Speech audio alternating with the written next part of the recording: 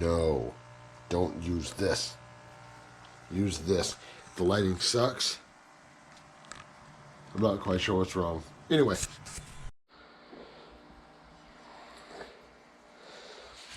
So I'm not sure how well it's going to show up. But you see the bevel here. That is completely rounded over. So, it's been a few years. Maybe never. I'm not sure when I sharpened this, but we'll figure it out.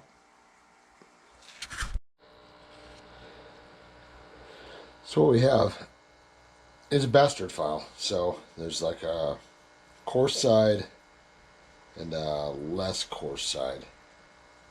And so we're going to do this in real time.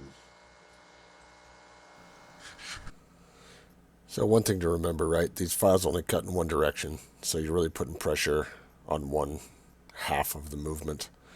This took about 10 minutes. Super easy. So just checking for balance, making sure it's not too wobbly. And that was easy. And if you want to use an angle grinder, use an angle grinder. I don't care.